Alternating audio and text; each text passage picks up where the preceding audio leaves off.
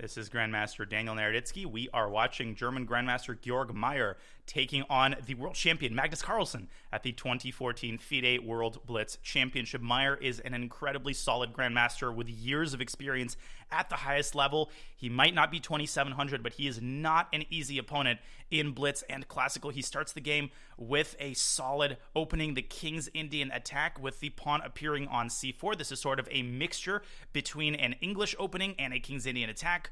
One of the most solid openings in existence, and Magnus responds with kind of a semi-Slav setup, positioning his bishop between that pawn triangle. This is also a reputable way for black to respond to the King's Indian attack, and Georg Meier, the first to take a significant thing, as he's probably trying to decide where he wants to position his knight on b1. Does he want to bring it out to c3, or, as is more typical in these positions, is the knight going to come out to d2, supporting its brother on f3, and then the dark squared bishop is often fianchettoed on b3. But no, Meier takes a third route. He plays queen b3, harassing Magnus's pawn on b7. The goal, of course, is to induce black to push the pawn to b6. That would create significant weaknesses on the queen side. Magnus, of course, will not oblige. Instead, he moves his queen up to e7, a nice square for black's queen, and of course, it defends the pawn on b7. Bishop g5.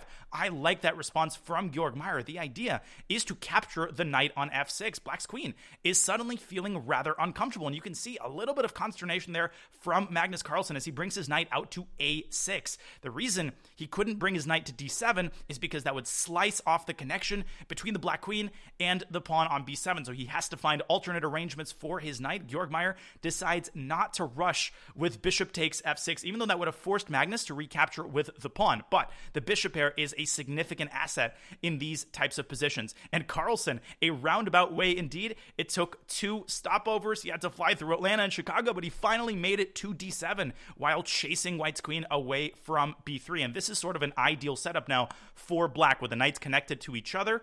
So are white's knights, but I don't think Georg Meier has gotten all that much here out of the opening. He also faces down a 30-second time deficit. Maybe he should have grabbed that knight on f6 while he had a chance, and he tries to mix things up by pushing his pawn up to e4, grabbing control of the center. The drawbacks of this move are pretty obvious, though. He is creating weaknesses in the center. The square on d4 is often a problem for white in these types of positions, and Magnus Carlsen takes the knight on f3. An interesting positional decision there, giving away his light squared bishop, but earning himself the e5 square potentially for his knight, maybe for a pawn, and he closes the center with d4. This is really interesting decision making for the world champion. Georg Meier brings his light squared bishop back to its initial fianchettoed square, and will Carlsen play h6? That would then essentially force white to trade on f6. Otherwise, the bishop would get trapped with e6, e5, and so Georg Meier obliges. He trades on f6, and now we have a very interesting middle game. The center is closed. We've got opposite colored bishops, and when you hear that term, you often think draw, but not in a middle game. Opposite colored bishops tend to lead to drawish endgames, but with a lot of other pieces on the board, they actually produce some of the most exciting middle games in chess, and Georg Meier taking another significant chunk of time as he falls below 90 seconds. Will he push his f-pawn up to f4? No, he instead plays a rather modest move. Rook a to c1, maybe preparing to push his c-pawn to c5 and carve out the c4 square for his knight. Carlsen says, no, you are not playing c5. He brings his knight back to d7 and now contests the center with e5, and Georg Meier locks up now the king side with f5. But it seems to me that really black is the only one with chances here, as Carlsen grabs space on the queen side. His pawn is now on a4, and it restricts the knight on d2 even further. It now can no longer move on to b3, and Carlsen with king e8 to d8. The reason he didn't castle queenside is because that would drop the pawn on a4. He has to keep his rook on a8 in order to maintain contact with that a4 pawn, but he has found an excellent square for his king on c7. That king is completely watertight. It is fully safe, but for the time being, so is white's king. The big question here is going to be who is going to open the position up and where is the position going to open up. Black, of course, wants to open up the king side eventually in order to get to white's king, and the way that Magnus could try to do that is to prepare the breakthrough g7, g6, but if he does that too fast, then he gives up control over the f-file, and that strategy could backfire. Carlsen, of course, known for his just filigree precision in these types of closed positions. He is infinitely patient, and I think we're going to see Carlsen slowly preparing kingside expansion, slowly preparing g7, g6, or maybe even g5.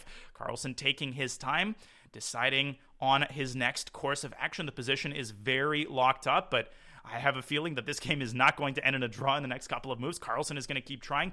Georg Meier is basically fully passive. He just has to wait around for black to make progress on the king side because Georg simply cannot open up the queen side. Carlsen is too much in control with that pawn on a4 and that bishop on c5, controlling all of the key dark squares. If white plays b3, then black can simply lock up the queen side with a3 or open up the a file with a takes b3. And now Carlsen, he's taken a significant amount of time as both players are now right at about 1 minute, and there's that g5 move. Carlsen decides not to wait any further.